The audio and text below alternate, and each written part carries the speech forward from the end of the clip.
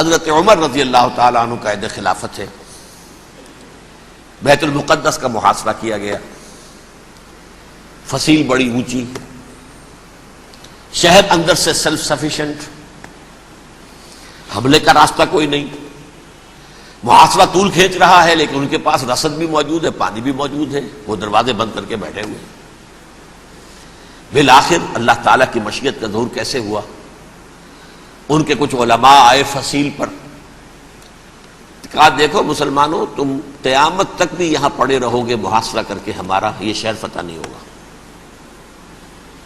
ہاں ایک درویش بادشاہ کے ہاتھوں یہ شہر فتح ہونا ہے، لیکن تمہارے اندر ہمیں وہ نظر نہیں آ رہا.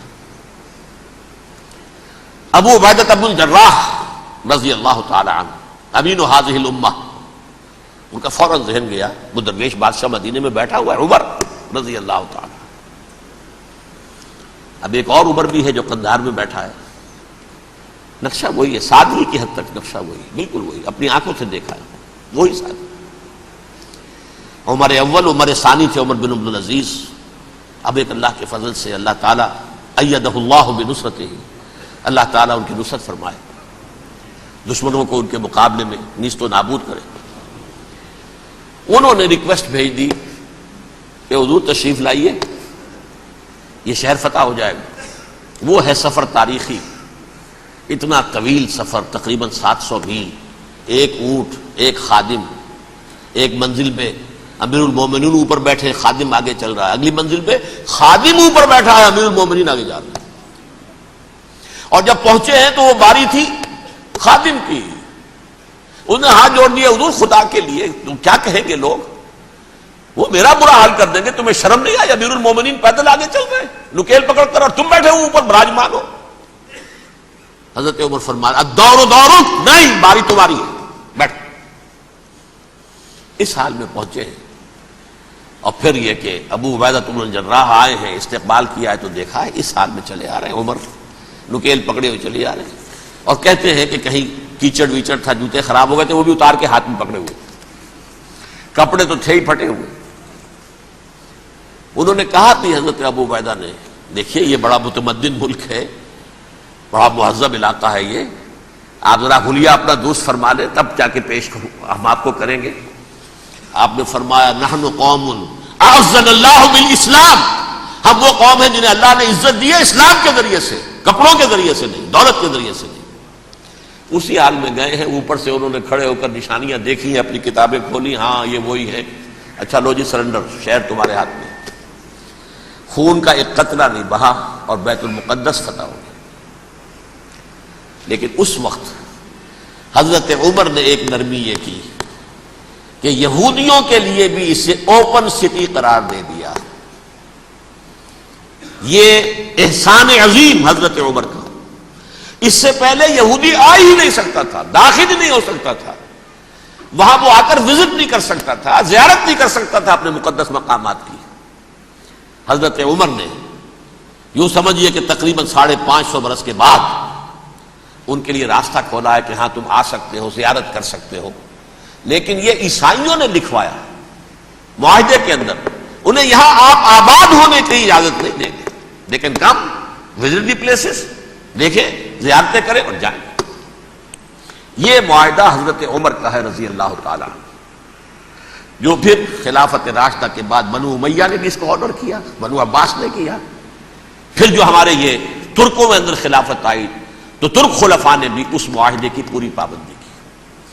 فلسطین میں آ سکتے ہیں یہودی، صرف زائرین کی حیثیت سے، وہاں آباد نہیں ہو سکتے.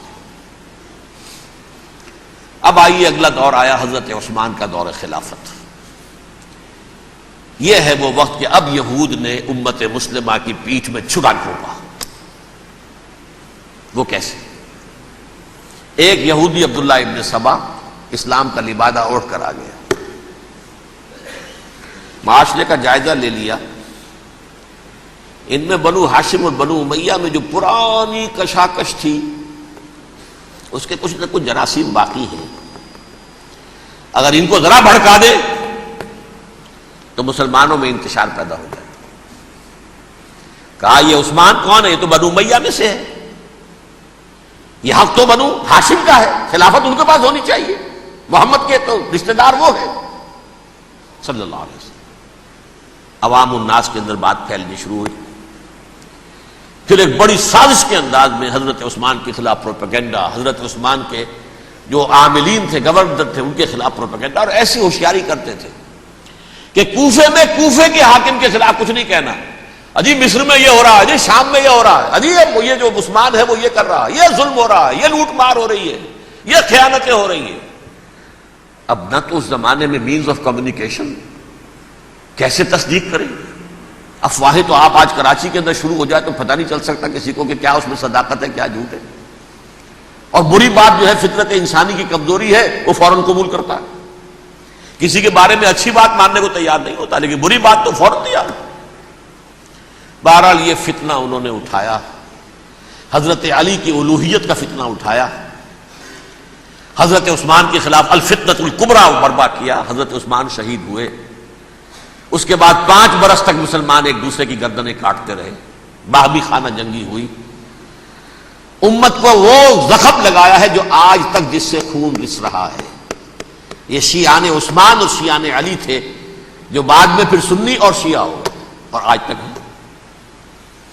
فتنہ کس نے جگایا؟ ایک عبداللہ ابن سبا یہودی اور اس کے کارندے، شیطان کا ایجنٹ، اور انسانوں میں سے بھی اس کے جو بھی حواریین تھے اور شیطانوں کے اندر سے بھی تھے، انہوں نے بھی اس آگ کو بھڑکایا۔ یہ آپ سوچ لیجئے کہ یہ کس نے وہ زخم لگایا؟ یہودی۔ اگلا دور آیا، خلافت راشدہ ختم ہوئی، بنو امیہ کا بھی دور کافی گزر گیا۔